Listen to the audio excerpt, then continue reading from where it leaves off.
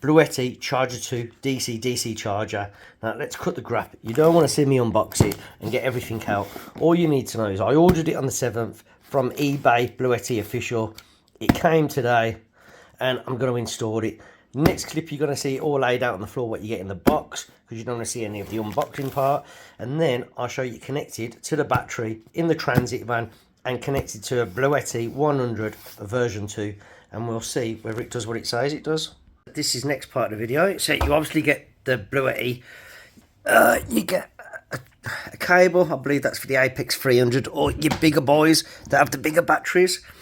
The cable that we're all interested in, which is this one, that will connect to the actual device, and then it's got the ends here. Then your fuse part, then the main cable that will connect everything, and then you've got two PV cables here. One's going to be solar, and then one will connect into that, and then this will connect into the car battery, and then that's it, we're up and running. So the next video will be installed and hopefully power going in towards the Bluetti. It's done, it will look something like that. Now I've not connected this because I don't intend to have not one of the big batteries as yet. If this works, then I shouldn't need this, hopefully.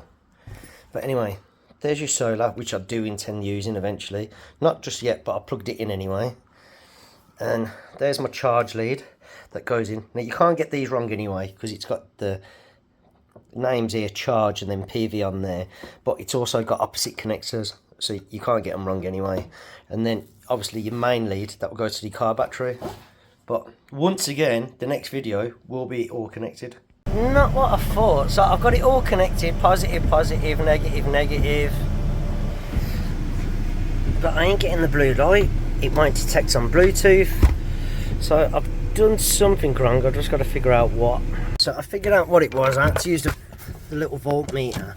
But basically, this part here, yeah, when you get the kit, you've got like an upside down narrow washer, and I had that on the bottom of this fuse, and basically there's no live, it stops the live getting to it.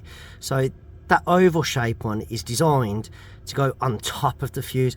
There shouldn't be nothing underneath this, just this and the bolt, and then the oval one kind of holds it in, and then the washer goes on top, and then there's a connection.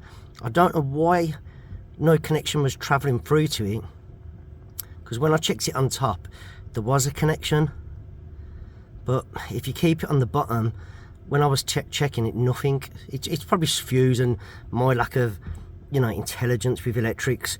But anyway, just that oval one at the bottom, put that at the top, and you're good to go. Okay, so charger 2 installed. I mean, it's just a rush job at the minute because I just wanted to see whether it'd work or not. And I'm doing like a little conversion, and my little transit fucking my sport van. So we're halfway there, but I wanted to get this in just to, you know, give you a little update. But anyway, let me see where we are. So there we go. Green light's on. Power 94%. Output 70 watt, and that's because I've got a diesel heater connected through an AC, but that's because that keeps popping out of there. And then I've just got a little light in there for now. And then, hang on, let me start. Let me just climb over. Let me start the car. Well, the van. Okay, right. Power's going in. Hang on. Let me just squeeze back through. Okay. So, let's have a look then. So at the moment, still 69 watt going out. That's the input. Just heard it click. There we go, it's starting to come in. Fans kicked in. And we're up at 600. It's what it said it could do, and it's what it's doing. And I've got the solar wire in here for eventually when we get the solar panel up there. And then, mate, I mean, that's buzzing. I mean, and it was the easiest setup I've ever had to do.